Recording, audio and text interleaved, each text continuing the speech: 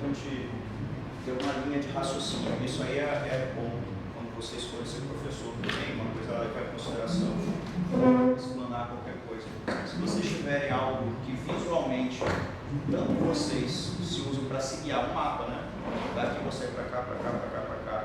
Quantas pessoas para quem vocês estão explanando também tenham esse acesso, né? Facilita demais a comunicação, quando esse encadeamento. A visualização do encadeamento é fundamental, tá? Então vamos lá. Para quem chegou depois, meu nome é Edson Vidigal, qual é o seu nome? Ana. Prazer. Acho que só você que chegou depois, né? Então vamos começar. O nome que eu dou para essa oficina, como eu estava dizendo, é oficina, porque ele se propõe a ser alguma coisa prática, não é uma coisa teórica. Eu vou falar algumas coisas de teoria aqui básica, né? Por isso é oficina básica, porque eu vou dar alguns conceitos básicos que eu aprendi na filosofia, na teoria do conhecimento, que são algumas disciplinas que a gente não dá aqui no curso de Direito. Para mim, o curso de filosofia é altamente salutar e complementar o curso de Direito. Recomendo a todos que tiverem interesse em se aprofundar no Direito que vão fazer o curso de filosofia também, que é importante, né? Então, vou ver aqui alguns conceitos básicos que vão ajudar a gente para argumentar e produzir textos jurídicos.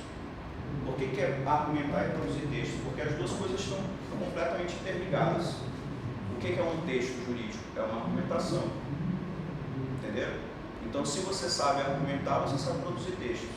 Se você não sabe produzir texto, também você não sabe argumentar. As duas coisas estão intimamente ligadas. Apesar de que a escrita, ela não pode ser absolutamente igual à fala. Tá? Se você falar igualzinho você escreve, a comunicação vai estar ruim. Ninguém vai entender direito o que você está falando se você fala igual você escreve. Por outro lado, se você escrever igual você fala, também vai estar péssimo. Tá? Então a gente tem que procurar adequar um pouco um ao outro. No sentido de que, primeiro, falar, a gente não pode sair falando que vem à cabeça. Você tem que pensar primeiro nessa organização dos dados, o encadeamento lógico desses dados, que é o que a gente vai ver, isso se chama argumentação, e aí sim você vai falando, só que com uma forma um pouco diferente. Agora, a estrutura de falar e de escrever, quando você está tentando demonstrar uma verdade, né, que é o que a gente faz no direito, é a mesma, tá? Beleza? Até aí? Claro que na escrita vai ter mais formalidades. Você vai ter que respeitar mais a língua portuguesa, né? Apesar de que isso está fora de moda, né? Então você não vai poder, tipo, colocação pronominal, né? Próclise, ínclise e mesóclise. Você lembra disso? Acabou o mesóclise. Então, mesóclise, até na Constituição é cheio de casos com erros de português. Não sei se vocês já viram, né? Se eu não me lembro, acho que no artigo 14, né? Tudo, ao invés de dar-se-á, tem lá se dará. Verdadeiros absurdos até na própria Constituição, mas enfim, vamos aqui ao que interessa. Então, oficina básica de argumentação e produção de textos jurídicos. Os tópicos. Primeiro, a gente vai ver alguns pressupostos básicos, como eu falei para vocês, que são alguns conceitos e algumas explanações a respeito de teoria do conhecimento. Tá? Delimitando o tema e organizando as ideias. Aqui já começa a partir para a prática. Tá? A gente vai ver como é que funciona essa estruturação desse pensamento na prática. E por fim, eu não sei se isso aqui vai dar tempo, normalmente eu faço técnicas básicas de oratória e oficina prática de produção de textos jurídicos. Seria colocar mesmo em prática o que a gente vai conversar aqui, no tópico 1 e no tópico 2. Vamos ver se dá tempo. Se não der tempo, a gente vê depois que o professor Niará de um outro encontro oportuno para isso. Tá? Então vamos lá. Alguns pressupostos básicos. Primeira coisa, coloquei aqui, a matéria-prima do trabalho jurídico é a verdade. Tá? Pense nessa afirmação. Argumentar é afirmar e provar verdades. O que é a verdade? Vocês já pararam para pensar nisso desde que vocês entraram no curso? Não? Já pararam para pensar que a única coisa que você faz a vida inteira no direito é afirmar verdades? tentar provar verdades. Se você fala que isso é alguma coisa, você está afirmando uma verdade, concorda? Se você fala que isso não é alguma coisa, você está afirmando uma verdade também. Percebe? Tudo que se afirma sobre algo é uma verdade. Nós, e aí a gente vai entrar agora em teoria do conhecimento um pouquinho. Teoria do conhecimento é uma disciplina filosófica que ela estuda a relação entre uma coisa que se chama sujeito e outra coisa que se chama objeto, para a teoria do conhecimento. A relação entre esse sujeito e esse objeto, e aí eu chamo a atenção para a palavra relação, ré, é de duas vezes, né? Então é uma lação, um laço recíproco, vai e volta. Isso é importantíssimo, é uma relação entre o sujeito e o objeto. Essa relação entre sujeito e objeto, que a teoria do conhecimento vai chamar de relação de conhecimento, vai sair uma coisa chamada verdade. Entendeu? Então, a verdade é fruto de uma relação de conhecimento entre um sujeito e um objeto. Tranquilo? Isso aí para vocês? Se eu olho para essa cadeira, nessa relação de conhecimento aqui, quando eu olho para alguma coisa, já se faz uma relação de conhecimento, não é? Eu sou o que aqui nessa relação de conhecimento? Sujeito e objeto. Sujeito de conhecimento, porque eu quero conhecer. E a cadeira é o que? Objeto. Tá? Ana, se eu olho para Ana e eu quero conhecer Ana, eu sou sujeito ou objeto dessa relação de conhecimento? Sujeito. E a Ana? Ana é um objeto nessa relação de conhecimento. Se ela quer me conhecer, ela é sujeito ou objeto? Ela é sujeito e objeto, entenderam? Por que eu fiz essa pergunta? Para deixar claro para vocês que esses papéis nessa relação, sujeito e objeto, eles não são papéis estáticos, né? Não está ligado ao ser, à condição de ser, está ligado a uma condição de estar, né? São papéis, como eu falei, na relação, e eles podem estar o tempo todo mudando. Se eu me olho no espelho e quero me conhecer, eu sou sujeito ou objeto nessa relação de conhecimento? Objeto? Sujeito? Eu sou sujeito e objeto. Eu olhando, querendo conhecer, sou um sujeito. E eu, como objeto do que eu quero conhecer, sou um objeto, entendeu?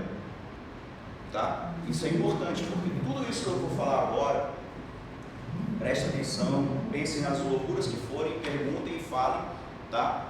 Porque, por mais que pareça uma viagem absurda, depois vai fazer muito sentido e na prática vai fazer a diferença quando vocês aplicarem isso. Porque vocês vão ter que identificar a vida inteira de vocês argumentos. E aí vocês vão ter que identificar verdades, vão ter que identificar sujeitos e vão ter que identificar objetos. Para que vocês não façam confusão e entendam qual é o ponto. Tá? Então, beleza até aqui?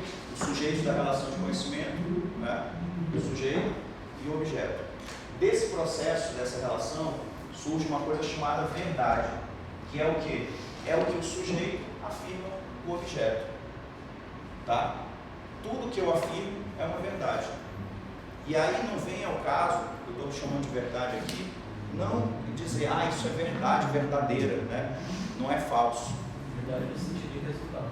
Exatamente, do que se afirma. Tá? Não interessa se é verdadeiro ou não, mas eu estou afirmando, então isso é uma verdade que eu estou afirmando. Tá? Ela pode ser depois contestada, ou o termo técnico que se usa, falseada, mas é uma verdade. Tá? E o processo de produção do conhecimento, e olha essa palavra que eu estou usando, produção. O que eu quero dizer com essa palavra produção? Vocês acham que na natureza existem verdades? Sim. Sim? E por que será que muda tanto essa verdade no decorrer da história? Ninguém alcança a verdade? O tempo todo as pessoas estão errando? Isso na verdade Fala mais É alto. expansiva, né? Expansiva? É. Como assim? O que era verdade ontem, né? Provavelmente ela expandiu, evoluiu, transmutou, né? Porque a natureza nada se cria, tudo se transforma, né? Por isso que a verdade está sempre mudando. Ninguém alcança a verdade. Aí você está dizendo então que a natureza da verdade está mudando? Ou é a natureza que está mudando e a verdade por isso muda junto com a natureza? É. Ou É que a verdade é a natureza, né? Ou que se afirma está mudando? Muda-se a verdade, né? Pode ser. Eu diria que a verdade é uma observação, é um fruto dessa relação, não é? Quem é o sujeito dessas relações quando nós estamos olhando para a natureza? Nós. Concorda? Então, sem existir esse olhar do sujeito para a natureza, não vai existir verdade na natureza. Vocês acham que um boi andando no pasto, ele está produzindo verdade? Existe alguma verdade ali? Ou vai passar a existir uma verdade a partir da hora que um ser humano olhar para aquilo e quiser afirmar alguma coisa daquilo? Eu diria que existe necessidade de razão, né? Existem relações, você quer dizer, não é? Entendeu? Só que, como você quer dizer? Não, mas até aí, por exemplo, poderia vir um alienígena e olhar lá. Um quê? Um alienígena. Sim, aí seria um sujeito. Ser humano, né? Eu dei o exemplo de quem produz verdade na Terra. Se vier um alienígena olhar, aí vai ter uma verdade, entende? Mas eu estou chamando a atenção é que a verdade é um processo de produção de conhecimento, entendeu? Ela não está aí, ela é criada. E quando eu digo que ela é criada, não é que ela é inventada, né? Você disse que vai se expandindo à medida que você vai observando mais coisas e interligando essas coisas, fazendo relações entre elas, entendeu? Então, ela é produzida, tá? Ela é um objeto do homem, tá? De um mundo, e aqui eu vou aproveitar uma coisa que está ali mais para frente, mas eu já vou chamar a atenção disso, de um mundo distinto. Tem um mundo, os gregos chamavam, tinha uma palavrinha que é physis, assim em grego, assim. Physis, e tinha outra palavra que é nomos, nomos. Essas duas palavras, isso aqui, significavam tudo. Hoje em dia eles traduzem isso meio equivocadamente com natureza, mas não é a natureza que a gente tem essa coisa diferenciada do somos nós e a natureza, né? Eles chamavam os physis a natureza das coisas, o íntimo das coisas, tudo, entende? E o nomos, né, era o mundo humano, o que era produzido pelo homem, entendeu?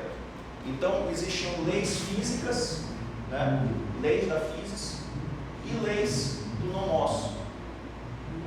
As leis da physis, a gente observa, né, a physis, a partir dessa observação cria verdades, a partir dessas verdades são criadas as leis, né?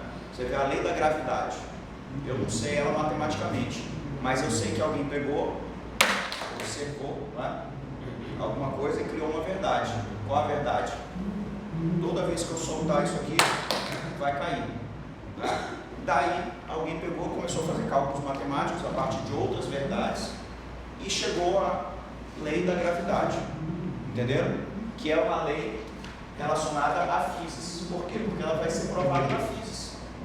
É só você observar e chega naquela conclusão ali, entendeu? Diferente de uma lei daqui, a lei jurídica, que fala, olha, ninguém pode atravessar o sinal vermelho. Isso aí é fruto de uma observação? Não, percebe? É fruto de um telos, de um objetivo que quer ser alcançado, entendeu? Então são dois mundos distintos. E essa verdade aqui, essa produção, parte do processo de produção, seja da observação da natureza, seja da intenção de se modificar o que se observa, tá? Então voltando para lá. A matéria-prima do trabalho jurídico é a verdade. Por que o trabalho jurídico, a matéria-prima dele é a verdade? Porque essa produção aqui do nomos, onde eu acho que vocês já perceberam que está o trabalho jurídico, concorda? O trabalho jurídico, ao contrário do trabalho da física, por exemplo, ou da matemática, ou da biologia, não está em observar isso aqui, não é? E ditar leis do que se observa, concorda? Isso aqui é o trabalho do ser, observar o que é, não é? O trabalho jurídico está aqui, ó, no dever ser, concorda? Então, se o trabalho jurídico está aqui, não no que é, mas no como deve ser, ele é um processo de criação e de modificação dessa natureza, não é? Como você pode modificar algo que você não sabe o que é? Vocês acham que tem como? Eu chegar para Ana e falar assim: Ana, eu quero que você modifique uma coisa para mim, né? Aí o que você vai falar para mim? É o que, né? Eu falar: não sei, eu não vou te dizer o que é, mas você vai modificar. Aí você vai falar assim: né? Não tem como, né? Para modificar qualquer coisa, primeiro precisa existir o que você vai modificar, né? Tem que ter uma matéria-prima para você fazer uma pirâmide daquela ali.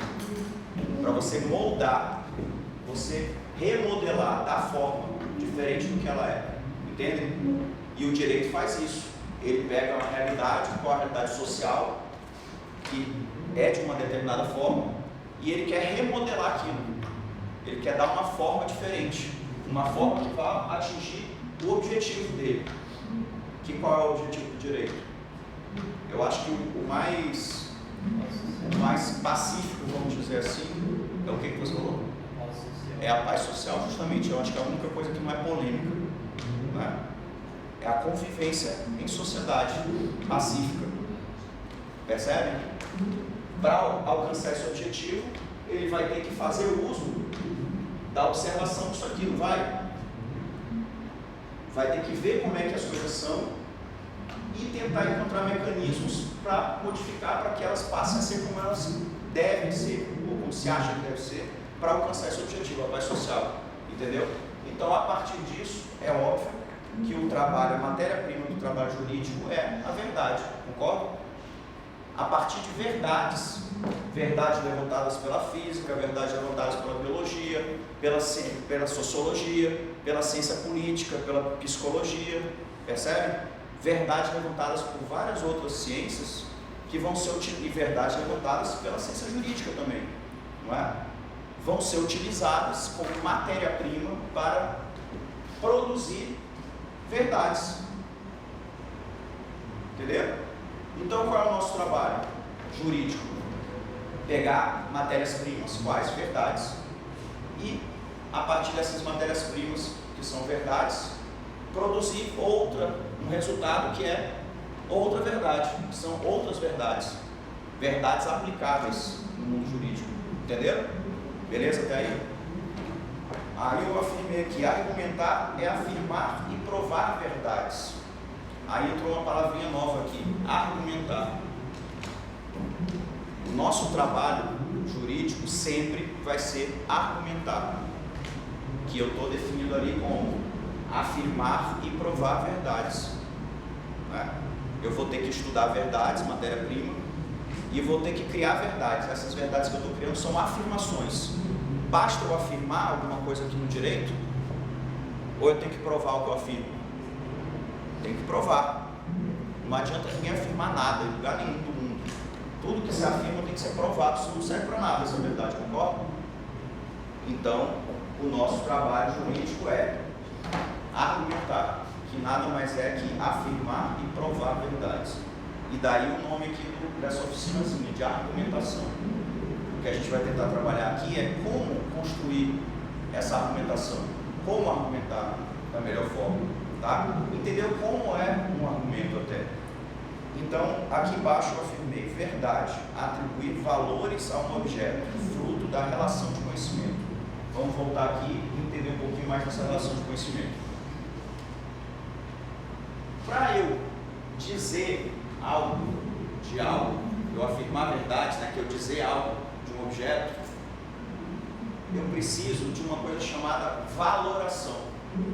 Eu preciso atribuir valores a esse objeto. Porque o que eu digo? Ricardo, o que você diz de Ana? Diz alguma coisa, Diana. Qualquer coisa, olha para ela, diz alguma coisa. Afirma uma verdade. É uma boa aluna. O que ela diz? É uma boa aluna.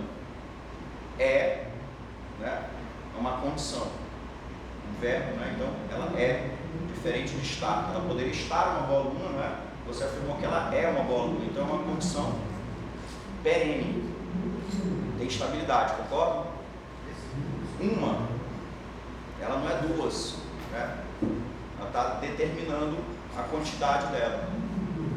Boa é um valor, uma característica numa escala de valor que aqui no topo está ótimo, né? Vamos dizer assim, e aqui está péssimo, não é?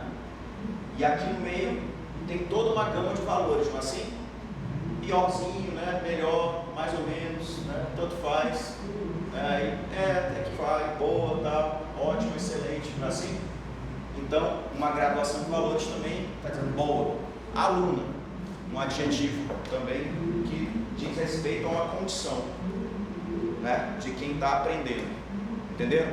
Então vocês viram que tudo que ele afirmou, todas essas palavras são valores.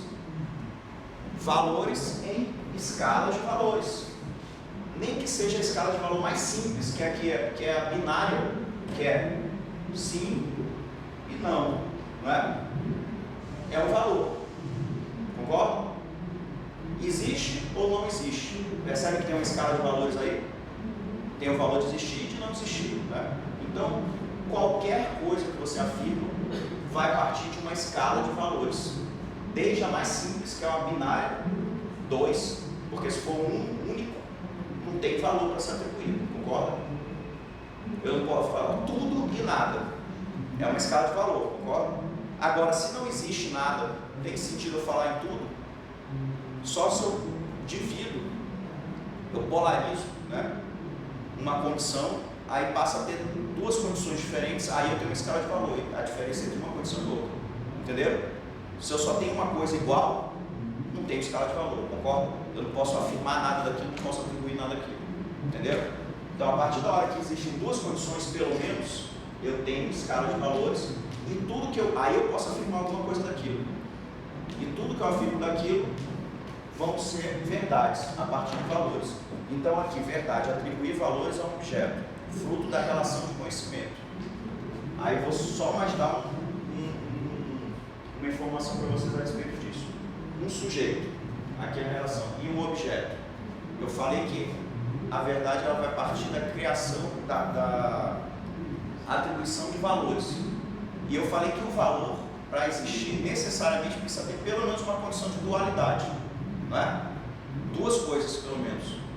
Tem como eu afirmar algo de um objeto sem eu ter pelo menos um outro objeto para comparar? Para poder ter essa dualidade? Vocês estão entendendo o que eu estou falando, gente? Hein? Alguns eu sei que eu estou acompanhando, alguns ali atrás eu não sei. Me digam se não tiver, tá?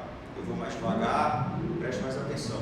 A pergunta que eu estou fazendo agora: tem como eu pegar e atribuir um valor para um objeto, para criar uma verdade, se eu não tiver pelo menos um outro objeto para eu comparar? Se você comparar com você próprio, você deixa de ser sujeito. Aí passa a ser outro objeto também, não é? Ou seja, você vai ter que ter essa relação de conhecimento, vai ter que também ser pelo menos a partir da comparação de dois objetos, entenderam? Tá? Tudo isso aqui eu estou falando aqui de forma abstrata, mas na prática vocês vão ver que isso faz a diferença para vocês entenderem o texto, entenderem depois uma afirmação que alguém fez que vocês vão ter que avaliar para poder fazer a afirmação de vocês. Seja uma contrarrazão, né? Seja uma petição a partir de determinados fatos, seja o que for, sempre vai partir disso aqui. Tá? E se vocês tiverem isso em mente, vai facilitar esse processo todo de entendimento do que está acontecendo e de como vocês vão alcançar o objetivo de vocês.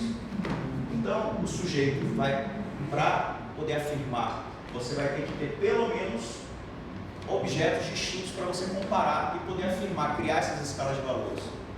Beleza? Até aí? Concorda com isso? Quanto mais objetos, melhor. Exatamente. Quanto mais objetos, melhor. Aí entra aquilo que você estava falando antes, que que a verdade se expande. Quanto mais objetos você trouxer para essa relação, mais a verdade vai se expandir, mais você vai ter para falar sobre um objeto, né? Porque mais características você vai ver mais diferenças, Mais provas você tem. mais dados que vai levar às provas, entendeu? Então se eu pego e te comparo o teu nome mesmo com Lucas, eu comparo Lucas com Ana, vocês pegam e começam a olhar aqui Lucas e Ana e comparar eles, ver as diferenças, vocês vão achar um monte de diferença de cara, né? Que eu já peguei dois opostos aqui na sala, eles estarem pertinhos, né? Um barbudo, feioso, outra bonitinha, arrumadinha, com a cara lisinha. Então assim, tem várias diferenças. Agora imagine se eu pegar, ao invés de comparar Lucas com Ana, comparar Lucas com Ana com a Juliana. Quem era a Juliana mesmo? Juliana. Vocês percebem que já vai ter muito mais diferenças? Não? Mais objetos, não, mais dados, né? A serem valorados. Aumentei o número de objetos, então vai dar muito mais dados para serem valorados. Então você começa a ter uma verdade mais densa, como ele falou, com mais provas, né? Quanto mais complexa for essa observação, mais sólida vai estar a verdade que você afirma. Aí ele falou, eu perguntei no começo, por que ele falou, a verdade já está na natureza, né? Aí eu perguntei, então por que ela está modificando o tempo todo? Uma hora diz que é uma coisa, depois outra. Aí ele falou, porque a verdade vai expandindo.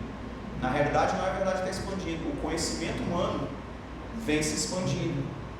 E quanto mais dados, né, você tem nesse arcabouço de conhecimento, mais a sua verdade vai estar coesa, né? Mais ela vai estar profunda, complexa e mais ela vai estar forte. Entenderam? A mesma coisa na nossa argumentação. Quanto mais dados nós temos, quanto mais objetos nós compararmos, mais valoração a gente vai ter, né?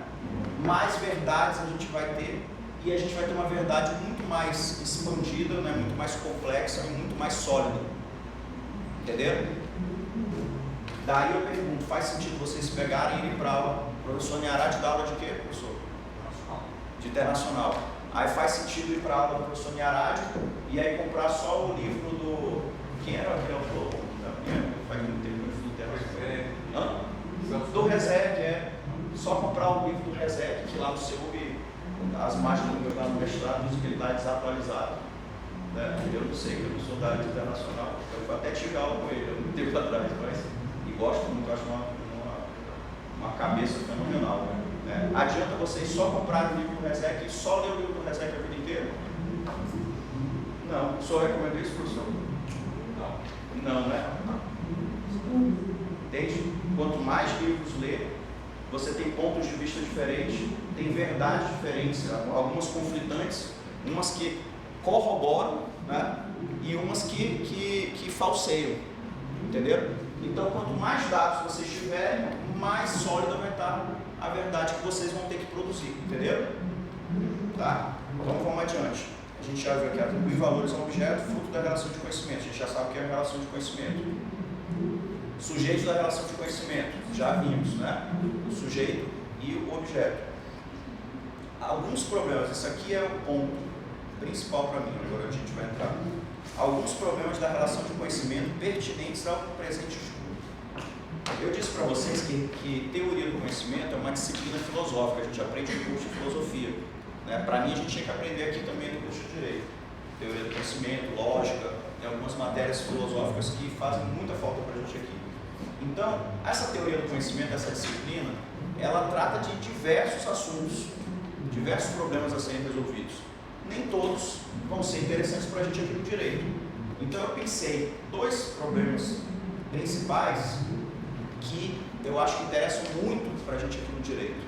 E por isso que eu levantei e trouxe aqui para vocês. Um problema que a teoria do conhecimento tenta resolver no decorrer de séculos, desde que ela foi fundada. A teoria do conhecimento é uma disciplina filosófica que nasce na Idade Média, lá junto com a lógica, com alguns outros processos.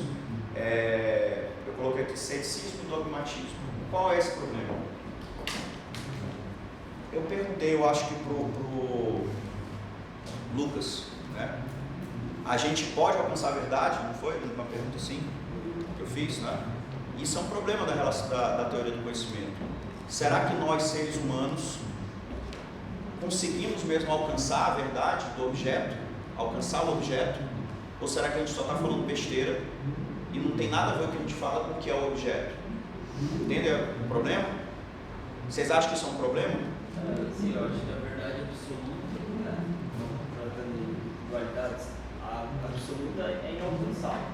Assim, pelo menos na que eu tenho hoje. Porque por mais que eu fale para você uma verdade, você vai vir com a sua verdade e essa vai criar uma nova verdade, né? Então, eu acho que por isso que também o problema do ceticismo dogmático, porque a pessoa vai lá e ela tem aquela verdade dela como absoluta, né? E ela não se prepara, ela não abre os olhos para outras verdades, né? Que, entre aspas, ninguém tem a verdade absoluta, só existem meias verdades. Né? Então, a tua posição é um tanto quanto cética, né?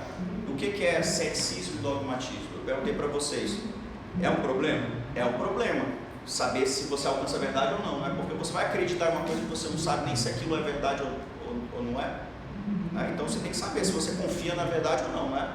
Para confiar você tem que saber que é verdade, que você pode alcançar a verdade. Tem pessoas que não confiam. Quem não confia, quem acha que você não pode alcançar a verdade, é chamado de cético. Vocês já ouviram essa palavra, né?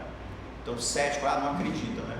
Então o ceticismo é uma palavra técnica na teoria do conhecimento para indicar a corrente das pessoas que acreditam que não se pode alcançar a verdade, tá?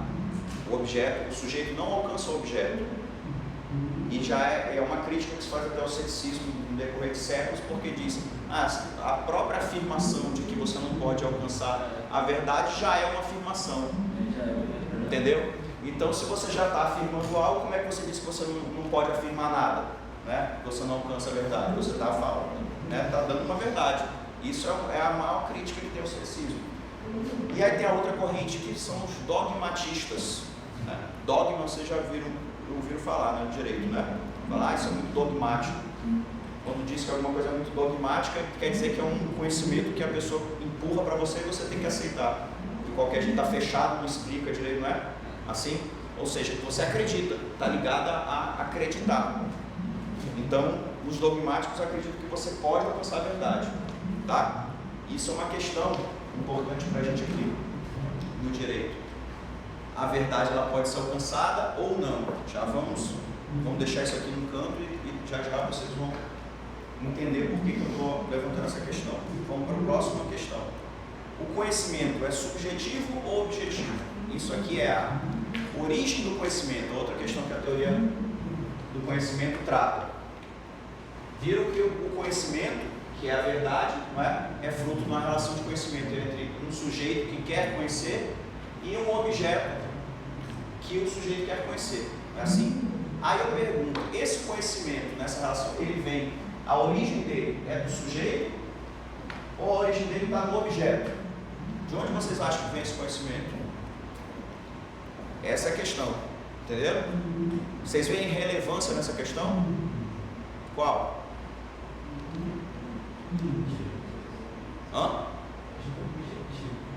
Eu já vou chegar na relevância. Vamos dar mais um exemplo agora. Ana, eu já dei muito exemplo com ela. Qual é o seu nome? Ariane. Então vamos lá. Eu olho para a Ariane e falo, a Ariane é uma moça, né?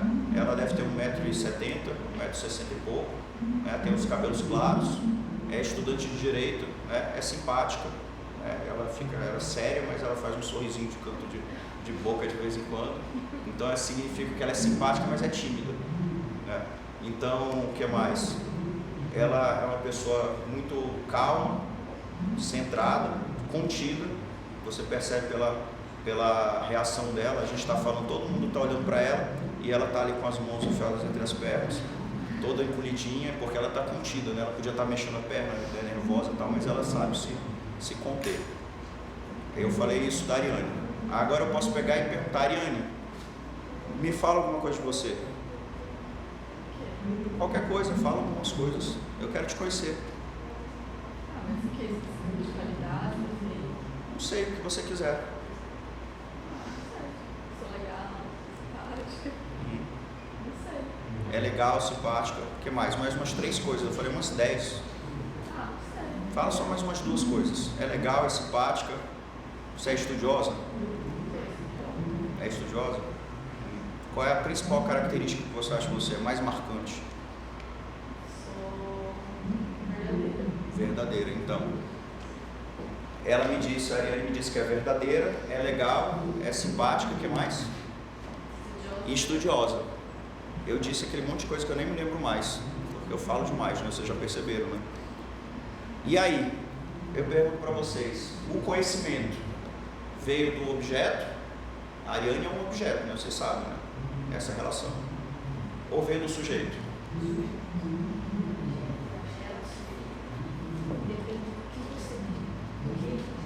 E aí, Ariane? Quem que você acha que sabe mais sobre você? Você ou eu? Então, e aí, o que vocês acham? Veio do objeto? O que você acha? Que o conhecimento veio do objeto ou do sujeito? Do objeto? Ana acha que é do sujeito? Porque para ele fazer análise, porque tudo bem, tem o que ela acredita, que não é que ela acredita, que eu acredito que não existe uma verdade absoluta, mas o que depende do que ela considera que ela é e do que você considera que ela é a partir da sua análise sobre o objeto. Nossa, você tinha que ser psicóloga, porque essa tua análise foi profunda. O que você acabou de dizer, em outras palavras, é que o que ela acha que ela é depende também do que eu acho que é, porque interrelaciona o que eu penso dela do que ela pensa de si, e inclusive o que ela pensa de mim, porque vai relacionando, vai interferir o que ela pensa de mim a respeito do que eu penso dela e do que ela vai pensar dela. Fez sentido? Para mim faz total. Então, é isso. Depois, quando acabar o curso de gente, já está quase acabando, vai fazer uma psicanálise ou psicologia. Então, Ariane, vamos ver aqui por que eu fiz essa pergunta e estou embaralhando a cabeça de vocês. Isso não tem nada a ver com direito, né? Ou não sei se tem. Se eu disser que o conhecimento vem do sujeito, qual é o seu nome? Lá atrás. Jéssica, você disse que vem do sujeito? Não, do objeto. Ela que disse que vem do sujeito, Ana.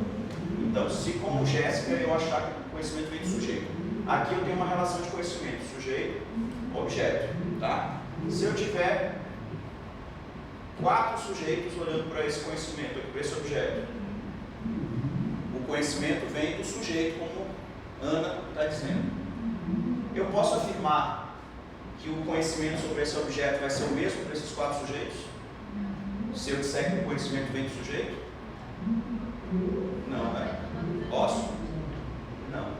Então, se eu acreditar, porque eu não sei qual é a resposta para isso, eu estou perguntando para vocês, porque eu gosto de tirar onda para cá de vocês, porque eu não sei a resposta. Estou tentando descobrir isso há séculos. Mas, se eu disser que vem do sujeito, uma coisa é certa. Se tiverem 4 sujeitos olhando, vão ter 4 conhecimentos diferentes. Podem ter, não é? Podem. Não tenho a garantia que vai ser o mesmo conhecimento. Agora, se eu, como Jéssica, disser, pensar, acreditar que o conhecimento vem do objeto, eu posso dizer que os 4 sujeitos vão ter o mesmo conhecimento sobre esse objeto, se o conhecimento vier do objeto? Posso? Posso, né? Faz sentido, não faz? Entendeu? Daí, diga, qual é o seu nome? Seria Simone. Simone? Seria esse ponto de vista que basearia aquela máxima que é a mentira repetida 1000 vezes vai ser uma verdade, então. Tá ligado. A gente vai chegar já nisso aí, que tem muito a ver com o que você está falando. Ela está dizendo que a mentira repetida muitas vezes vira uma verdade. Quando você foca a verdade no objeto. Sim, mas aí, isso aqui não vai dizer que o conhecimento é objetivo ou subjetivo. Isso que você está dizendo vai ser uma consequência do que eu vou mostrar para vocês agora. Entendeu? Disso aqui, a partir disso aqui que a gente está vendo. Quando eu digo, as pessoas que acreditam que o conhecimento vem do sujeito, né, elas estão dizendo que esse conhecimento é subjetivo. É sério, vocês já ouviram falar muito disso, né? Mas ninguém disse para vocês o que significava isso, concorda? Não é assim? Eu sei porque ninguém me disse. Né? Se eu digo que o conhecimento vem do objeto, eu estou dizendo que esse conhecimento é objetivo. Também já ouviram isso? Já alguém já virou para vocês falar assim, esse conceito é muito subjetivo. Já falaram? O que ele está dizendo? E nem sabe. Ele está dizendo, olha, o conhecimento vem do sujeito. Quem é sujeito? Você. Ele está te dizendo, você nem percebeu que assim, olha, o conhecimento é subjetivo. Cada sujeito que olhar para o objeto vai dizer uma coisa diferente. Então isso que você está dizendo não necessariamente é a verdade, porque qualquer outro sujeito que olhar vai ver coisas diferentes. É isso que ele está te dizendo quando está dizendo. Isso que você está dizendo é muito subjetivo. Percebe? Só esqueceram de dizer isso para ele, né? Ele está dizendo, mas não sabe. Talvez. Aí está ligado com o que ela está dizendo. Qual é o nome mesmo? Simone. Tá ligado. Vamos já chegar a isso. Pode ser. Vamos lá, só analisar, né? Uma pedra. Aí eu só peço para vocês falarem um pouquinho mais alto, porque eu não estou nem conseguindo escutar daqui, mas os colegas aí. A gente vai analisar um objeto. Né? Eu venho e trago as minhas suposições sobre o objeto. Você vem e traz as suas suposições sobre o objeto. O meu diálogo, eu e você, vai produzir um novo objeto. Uma nova verdade. Uma nova verdade. A partir por exemplo, daí as minhas observações deixam de ser minhas observações, passam a ser objeto. Daí tanto eu e você estamos olhando o objeto, é isso? Não, o objeto não passa a ser uma verdade, né? Mas uma verdade posta para análise. Sim, mas lembra que a gente estava falando que as verdades são frutos de outras verdades? Entendeu? É um processo de produção. A gente só consegue afirmar uma coisa hoje em dia porque antes da gente nascer já afirmaram um monte de coisa.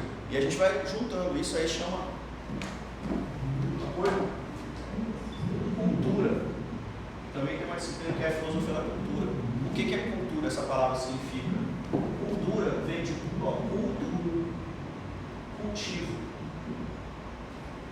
Tá? Cultura. Você cultua o que aconteceu antes. Você não cultua os seus antepassados. Né? A gente não fala. Ontem eu estava lá no Carandiru, numa cerimônia lá ecumênica, uma missa lá com um monte de gente de baiano, padre, como é que chama? Aquele que usa o gorrinho aqui, rabino, um monte de gente, em homenagem a Mário Covas, que morreu há 15 anos atrás. E aí fizeram a inauguração de uma estátua lá no Carandiru, no Parque da Liberdade, que a Fundação Mário Covas doou. Muito bonita, chama Sonho de Liberdade a estátua. E até legal, botei lá no meu Facebook, que é um exemplo, porque não é o busto de uma pessoa, né? Não tem aquela coisa personalística de ficar idolatrando uma pessoa. E o Mário Covas era assim, né? Não era uma coisa pessoal, ele estava preocupado mesmo em mudar. E aí a estátua é bonita, é uma obra de arte, assim, tipo uma pessoa segurando ou soltando uma pomba, muito legal, estilizada, vamos lá ver. Então, estava acontecendo isso lá ontem. É um culto, não é? A gente está cultuando alguma coisa de bom do passado, ou uma pessoa, ou o que for. E ao mesmo tempo que você cultua, você cultiva. Por que você cultua? Para você lembrar o que já aconteceu e transmitir para as próximas gerações. Isso é um cultivo, não é? Entenderam? Você está plantando. Cultura é isso, é você pegar o que tem atrás e passar adiante.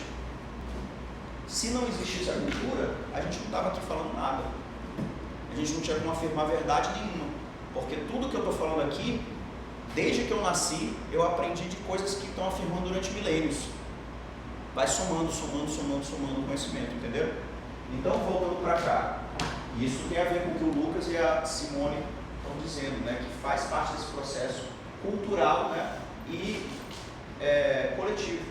Tá? Mas já vamos chegar lá. É que vocês são muito inteligentes, mais do que eu, aí vocês estão dando pulo à frente de onde eu estou chegando aí.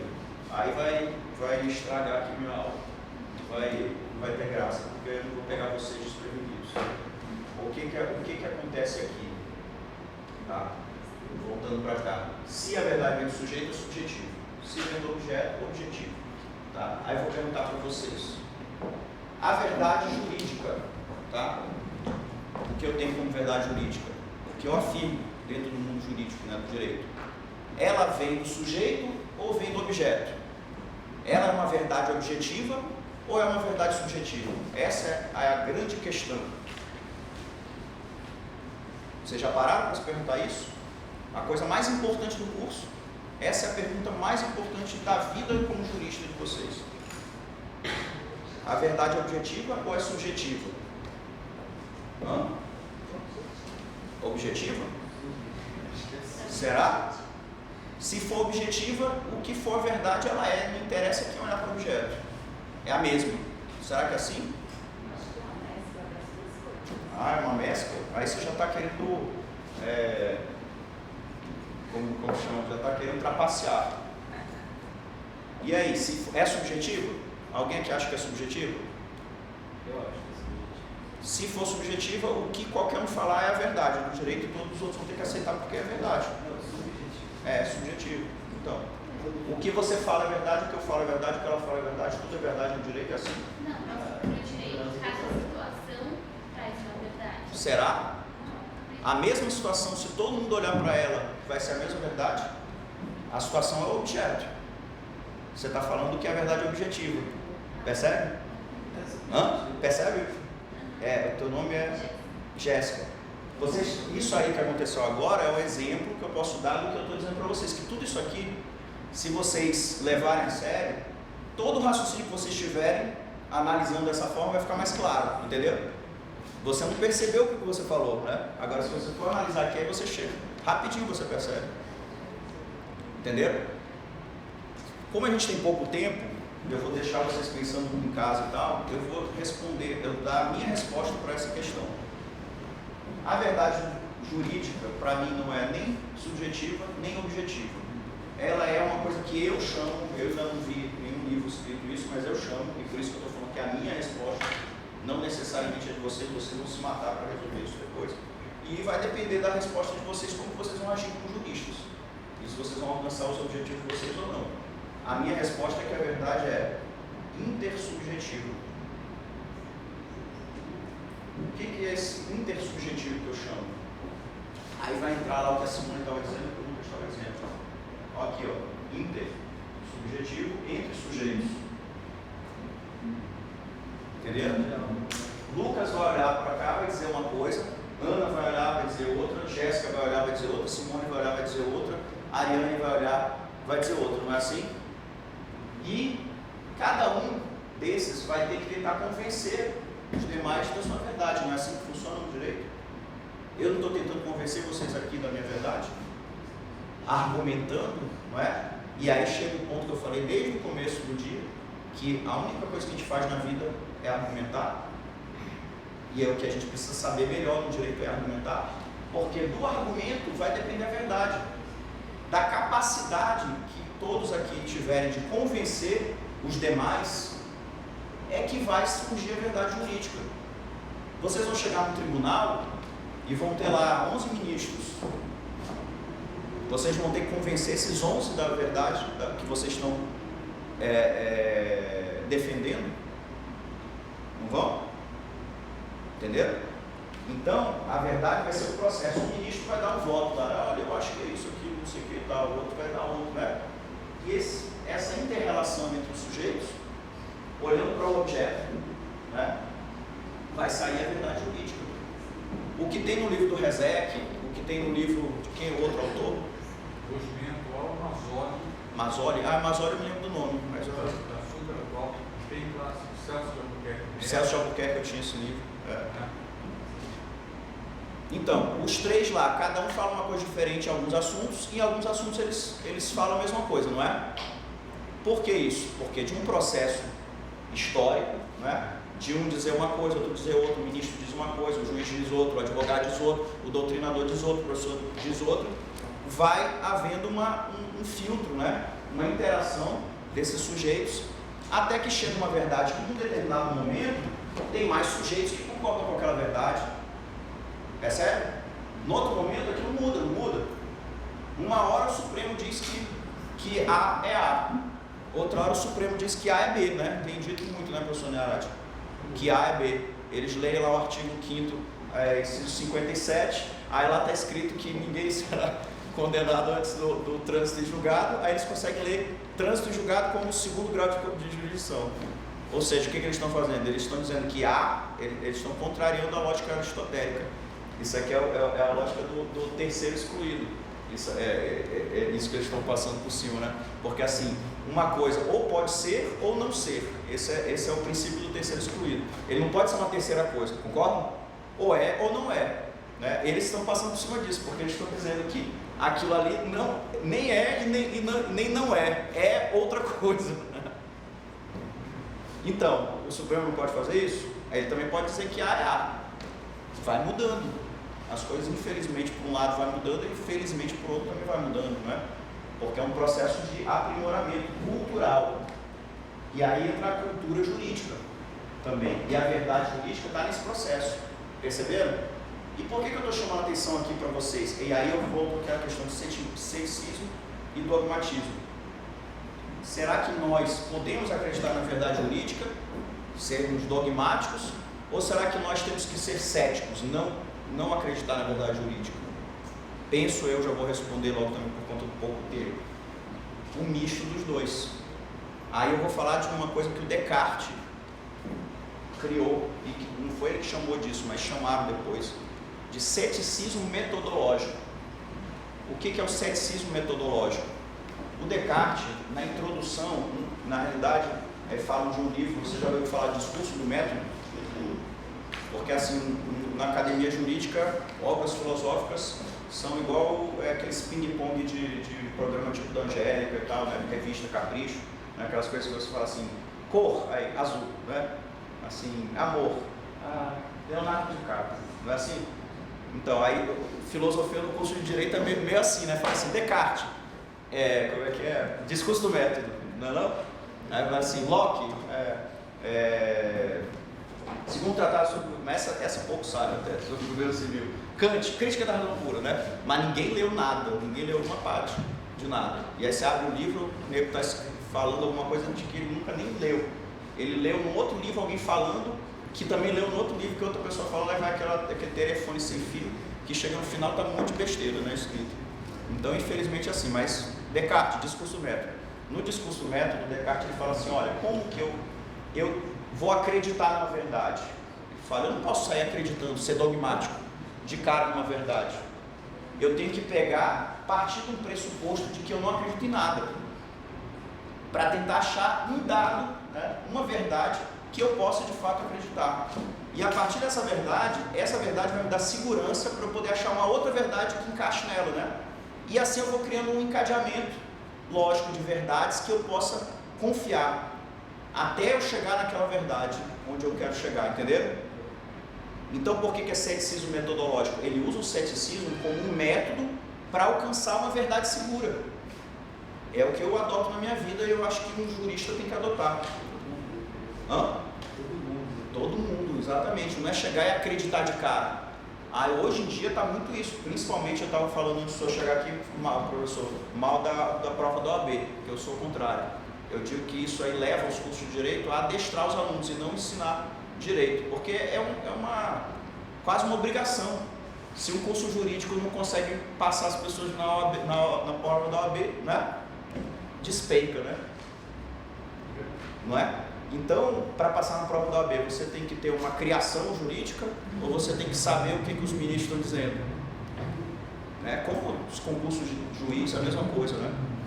Você chega numa banca, você sabe, a banca da UNB acredita que é assim, assim, assim, não é? A outra banca é assim, assim, assado. Aí você tem que decorar o que cada banca acha que é. Ou seja, é o dogmatismo. Agora a gente está decorando o que a gente acha. Entende?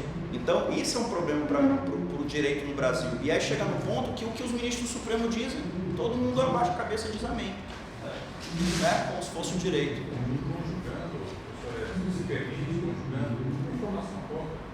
Inglaterra, o início da carreira de magistrado, na Inglaterra, no mínimo, ele tem que ter 50 anos de idade. Sim. Por quê? Porque ele advogou antes? Não necessariamente. Mas ele precisa ter uma vivência, experiência propriamente de vida e interagir com as transformações na sociedade. Ser uma pessoa que, por conta da experiência própria, ele vai ajudar novas informações, vai proporcionar um novo entendimento sobre as mudanças que acontecem na sociedade, aí sim ele é nomeado para essa Sim. Não é uma crítica também eu De faço, fato. eu acompanho, de fato, porque dirigir a carreira de uma pessoa para os 27, 28 anos, agora com uns 3 anos, já assumir uma magistratura, não, mas a carreira. Bom, e qual país vai melhor e qual país conseguiu fazer melhor as grandes transformações sociais? São eles. Exatamente. Isso aí tem uma observação, foi até bom o senhor levantar isso, professor Renato. Uma coisa que a teoria do conhecimento, um problema que a teoria do conhecimento também coloca, é o processo de se alcançar o conhecimento. E aí tem duas correntes. Uma que são os chamados empiristas, já ouviu falar disso? E outra que são os racionalistas. Vocês já ouviram falar de empirismo e racionalismo? Empiria é sentidos, tato, olfato, audição, né? Então, quando você fala que o conhecimento vem da empiria, você está dizendo que vem dos sentidos. Quando você fala que o conhecimento, os racionalistas, né, falam que o conhecimento vem da razão, né, intelecto. Isso é uma questão que a teoria do conhecimento trata. Vem da razão ou vem da empiria? Ou seja, aquilo que a gente estava falando lá no começo. A gente é que inventa a verdade, né? O conhecimento vem da nossa cabeça, da nossa criação, ou ele vem dos dados que nos são entregues pelos objetos a partir dos nossos sentidos. Entenderam? E aí tem uma diferença absurda entre o nosso modelo jurídico e o modelo jurídico dos ingleses e dos americanos. E que também pouca gente percebe isso dentro do direito. O common law, né, que também aqui as pessoas que não estudam acham que é uma coisa completamente diferente do que é, porque eles pensam que é um regime de jurisprudência dentro da nossa lógica jurídica. E não é, é completamente outra lógica. Nós somos racionalistas. Eles são empiristas. E poucos percebem isso. São modelos de pensar diferentes, são modelos sociais diferentes. O inglês, ele nasce empirista, independente do judiciário dele. O judiciário é empirista porque o inglês é empirista. O nosso judiciário é racionalista porque nós somos racionalistas. A nossa formação cultural veio da França. Os nossos políticos, os nossos juristas, os nossos cientistas, todos foram formados na França. E lá na França, que eles são meio primos, né? Os franceses dos ingleses ali estão do lado e tal, mas eles são totalmente opostos em pensar. Chamam inclusive a filosofia continental e a filosofia inglesa, sempre separado. O direito inglês e o direito continental. Então a nossa forma de pensar o mundo é uma forma racionalista e o nosso direito é assim. Isso é um parênteses, porque assim, isso aí teria uma aula inteira só para falar dessa questão, mas só um parênteses para vocês perceberem como é relevante essas coisas. Como é que o nosso sistema legal funciona? Vocês estão no 10º semestre, é fácil de conversar isso com vocês. A nossa lei, ela vem de onde? De um processo legislativo, não é? Onde se faz um enunciado. E esse enunciado, se você for desmembrar o texto legal, ele tem um pressuposto fático, não é? Que é uma hipótese de incidência da norma, e uma consequência, não é assim? Que essa consequência pode ser uma pena, pode ser qualquer outro efeito jurídico, né? O que é um pressuposto fático? É um fato que está previamente, não é? Pressuposto. O que é o supor algo previamente? É eu fazer uma especulação sobre o futuro. Percebe isso? Eu não vou nunca namorar a Ariane porque ela é muito bonita e pode ter um monte de homem depois dela, vai dar problema. O que eu estou fazendo? Estou fazendo uma pressuposição, não é assim? Eu não vou entrar para a carreira jurídica porque eu vou ter que estudar demais, vou ter que ler muito livro, né? Eu estou fazendo e eu não vou gostar disso, estou fazendo uma pressuposição. Outra coisa é eu ter o meu julgamento, o meu discernimento a partir não do que eu estou pressupondo, mas do que já aconteceu.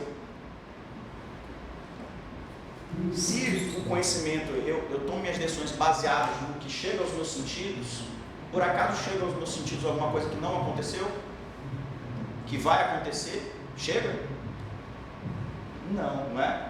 Uma coisa que não aconteceu e que pode acontecer, só chega a razão. Ao sentido só chega o que já aconteceu, entendeu? Eu passei a mão aqui nessa cadeira e senti ela lisinha, ó, passa a mão aí na cadeira, passa aí, mexe aí. Mexe aí, gente, não se acanhe, não sejam tímidos, mexe aí. O que você sentiu, Ariel? Hã? Textura. Textura, legal. O que você sentiu? Gelado. E tu, Lucas? Hã? Gelado também? E você, qual é teu nome? É. Marcela. Marcela, o que você sentiu? Nem passou a mão, né? Passa a mão aí agora. Plano, não é? Todas essas informações empíricas, porque são a partir dos nossos sentidos, elas estão no passado, não é? Não foi necessário vocês experimentarem. Vocês experimentaram, é mesmo? E aí, a partir disso, vocês tomam o juízo de vocês e tomam as decisões. Entenderam? Isso é você ser empírico. Os ingleses são empíricos. Eles, a partir do passado, do que eles sabem que já aconteceu, que funcionou de um jeito e não funcionou de outro, eles vão tomar as decisões para fazer do jeito que funcionou. Percebe? Nós não, nós somos racionalistas, a gente tenta inventar, imaginar tudo que pode acontecer e tenta imaginar quais são as formas daquilo que a gente não quer que aconteça, não aconteça, né? E que aquilo que a gente quer que aconteça, aconteça. Percebe que é uma viagem louca aqui na cabeça? O nosso direito é a mesma coisa. Se tenta criar uma norma que alcance todas as possibilidades. E o que acontece na prática? Ela alcança? Não. E aí, se ela não alcança todas as possibilidades, fica na mão de quem fazer a lei funcionar? Na mão do aplicador do direito, não é? E aí se quebra o sistema, o sistema era para ser todo racional, e aí ele deixa de ser racional, percebe? No momento. Lá não, o sistema não tem a pretensão de ser racional. O sistema jurídico lá é completamente irracional, não tem lógica nenhuma. Ele é baseado numa coisa consolidada do decorrer histórico. Cada instituto jurídico é criado a partir de algum acontecimento da história e vai se perpetuando, e tem uns que não tem sentido nenhum. Até você fala, pô, mas isso aí não tem sentido, parece que é arbitrário, ou não sei o que e tal, né? Mas aquilo ali funcionou e vai funcionando. E uma consequência, pelo menos eu tenho visto dessa maneira, uma consequência desse sistema empirista, né? A realidade social ela é melhor atendida. Sim. Porque o sistema racionalista acaba vendo, assim eu vejo, um engessamento de determinados modelos de tal maneira que a sociedade ou acata ou a sociedade arrebenta. Sim. Literalmente.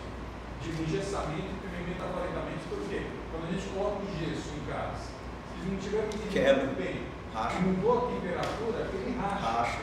Enquanto nesse sistema empirista, a modelação é feita de forma constante. Sim. Constantemente existe uma modelação. Portanto, as novas necessidades, transformações, aquilo que a sociedade está pedindo, o próprio sistema consegue atender.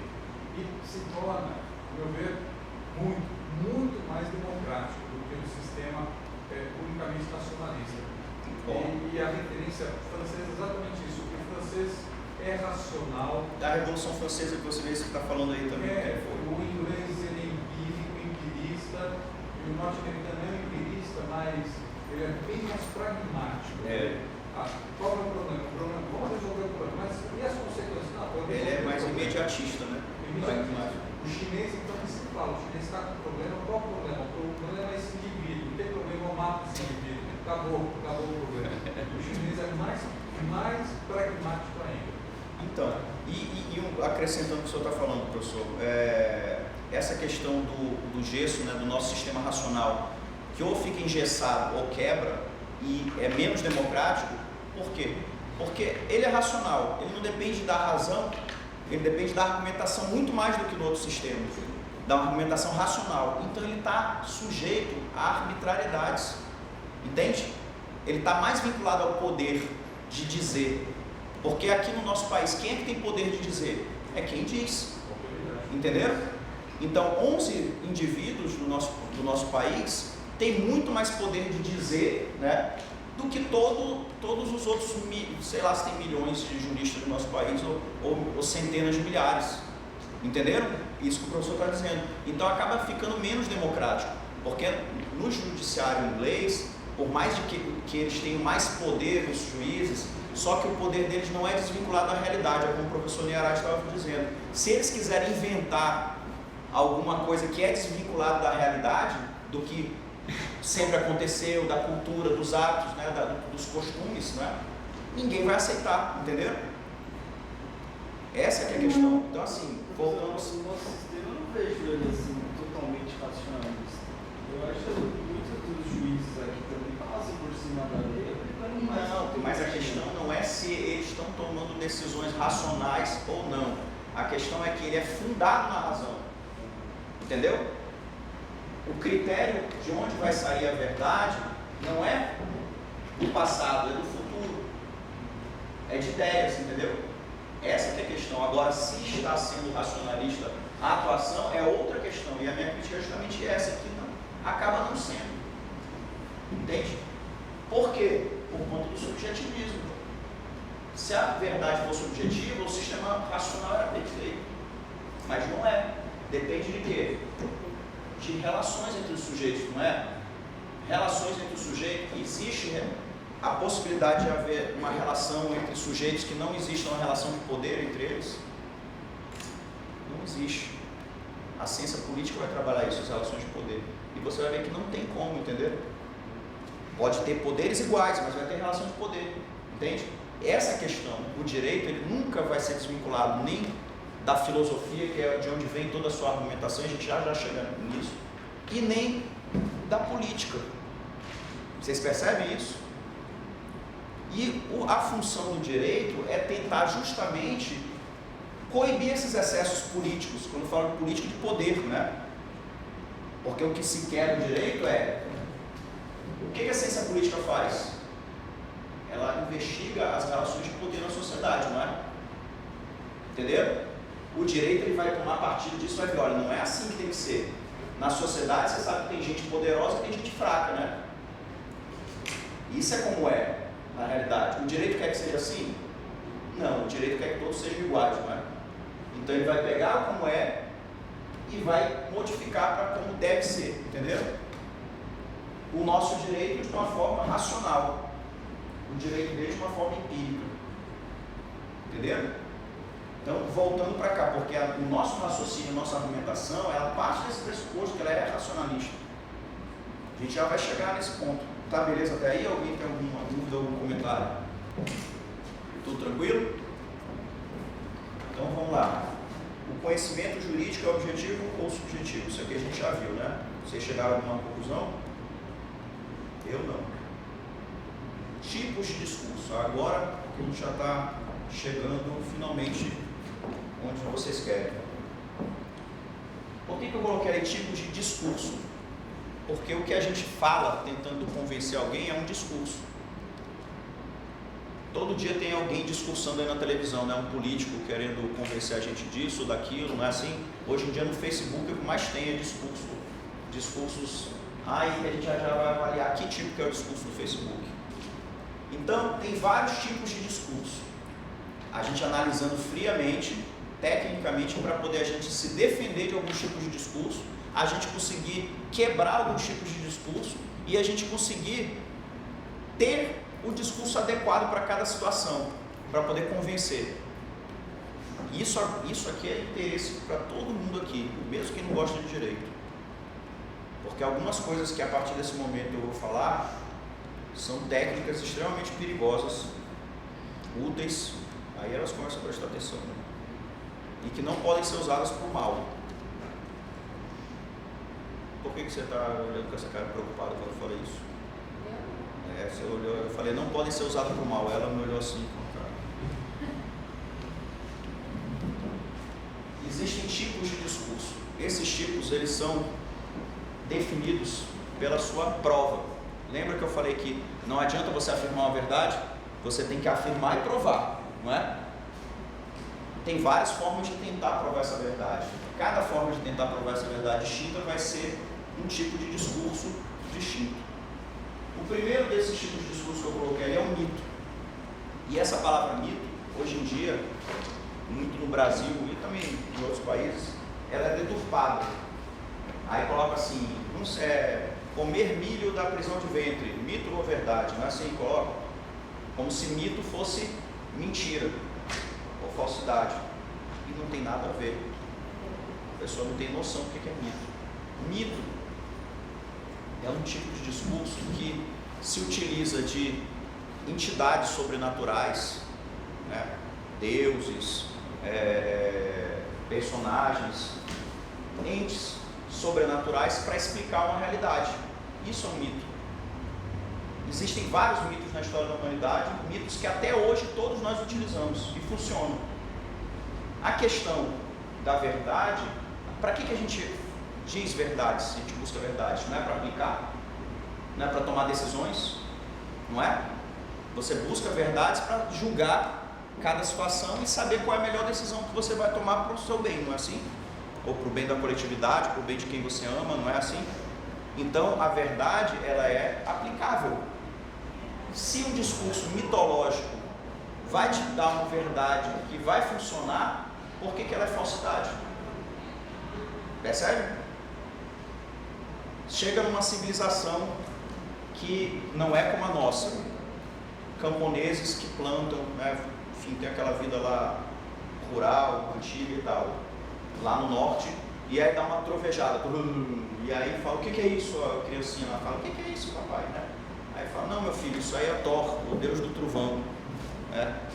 Por que ele está fazendo isso? Não, porque vai chover, ele está batendo lá, né, o martelo, não sei o que, e vai trovejar e vai chover. Uma verdade mitológica. Funciona para aquela comunidade ali? Funciona. Ele não vai saber quando é que ele vai poder plantar, quando é que ele vai poder sair de casa, quando não vai, não é? Não vai resolver todos os problemas dele. Não vai livrar o filho da apreensão, né, do medo, da trovejada e tal. Entenderam? Então não é porque é um discurso mitológico que é falso, que é mentiroso. É um tipo de discurso que baseia a sua prova numa história a partir de entes sobrenaturais. Beleza? Tem vários desses em tudo quanto é religião. E a grande maioria das pessoas se baseia em suas religiões para poder tomar suas decisões de viver, não é? É mentira o que está escrito na Bíblia, ou o que está escrito no Alcorão, ou o que está escrito em algum lugar, entendeu? Não. Hã? Aquilo serve para você? Serve, funciona, ótimo, entendeu? Agora, aquilo serve para provar alguma coisa no tribunal? Não, entenderam? Essa que é a questão. Por isso que eu estou falando, tem vários tipos de discursos, cada um adequado a uma situação. E a gente vai ter que entender quais discursos que não são adequados às nossas situações jurídicas e quais que vão ser adequados, qual ou o que for. Então, o próximo discurso que tem ali, discurso religioso. O discurso religioso vai encontrar sua prova na fé. Ou você acredita naquilo, ou você não acredita. Concorda? Alguém consegue provar que Deus existe? Ou alguém prova que Deus não existe?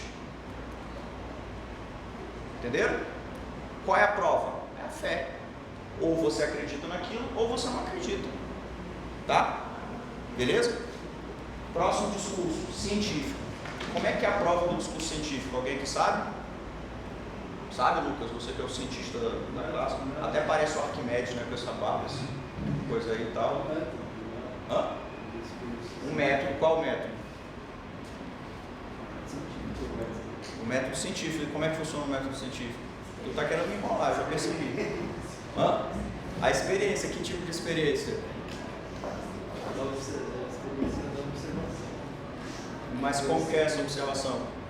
Eu pego e te observo e aí eu cientificamente eu estou chegando a alguma conclusão a teu respeito? É isso? Eu acho que o método científico ele é um consenso, né? Consenso? Será? É porque para saber se a minha verdade bate com a sua verdade, se seguir os mesmos critérios. Então... Ah, aí chegou mais perto. Tu tá apostando para ver, tá tirando para tudo quanto é lá. O critério, então os mesmos critérios. O método científico, o discurso científico, ele é baseado na prova científica. A prova científica é aquela aferida por um método científico. Qual é esse método? Essa palavra método significa meio, tá? Método é você atravessar um caminho, né? Então é o meio, é por onde você chega lá, tá? Então método científico, que é, quando a gente fala de ciência, a gente está falando de ciência moderna, justamente, que é essa ciência que utiliza esse método científico, desde a era moderna, ela é baseada na observação empírica, não é racional, é empírica, né? Tem que ver a coisa, sentir, observar a coisa acontecendo, ou seja, não vem do futuro, vem do passado, né? Observa a coisa acontecendo, só que você submete aquele evento a uma repetição nas mesmas condições. Então tem que ter um ambiente controlado, já viram, cientificamente controlado e tal, né? Ou seja, eu vou soltar esse pincel numa sala assim, com uma temperatura tal, uma pressão atmosférica tal, entendeu? A tal distância do chão, um pincel de tal jeito, com um chão de tal forma, entendeu? E vou enumerar todas essas variantes, né? Esses dados, esses vetores que vão levar à conclusão, e vou fazer aquela experiência várias vezes, e o resultado vai ter que ser o mesmo. E aquilo ali, se eu fizer num lugar e outra pessoa fizer do outro lado, nas mesmas condições, claro, com a mesma condição atmosférica e tal, vai ter que dar o mesmo resultado, entenderam? Isso aí é o método científico. Então a prova científica vai se basear, o discurso científico vai se basear na prova científica. Então, lá no curso de biologia, vocês vão ver alguém fazendo um trabalho de conclusão de curso, que ele vai ter que fazer um experimento e vai ter que dar, já viram o trabalho de conclusão de curso de gente de exatas? Ele vai ter que dar o resultado do experimento, né? Vai ter que dizer como é que foi e tal, não sei o que aconteceu aqui e tal, diferente da gente, entendeu? Então, esse é o discurso científico. Senso comum é um discurso, esse aí é o que mais tem, né? Qual é a prova do senso comum? Nenhuma. É o achismo. O senso comum é o que está na boca do povo, né? Se todo mundo diz que é uma coisa, é aquilo. Isso é senso comum. Você não tem nada que prove aquilo, você só afirma, tá? Discurso filosófico, e não necessariamente também quer dizer que é mentira ou é verdade, né? Tem aquelas coisas, aquelas, como é que chama, que a vovozinha lá no interior, não sei o que, né, diz que comer manga com febre faz mal, né? Como que chama isso? Não.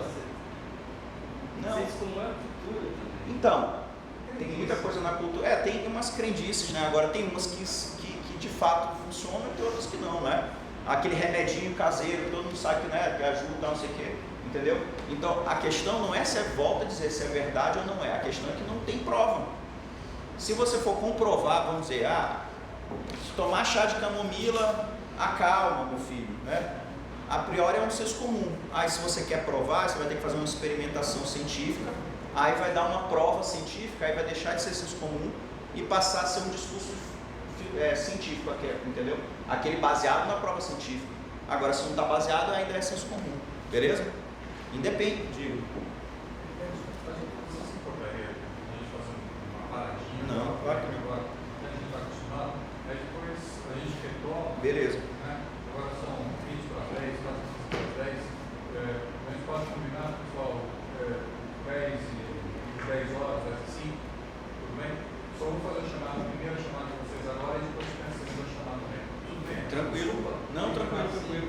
Né? Tá indo um ritmo bom para vocês? Beleza.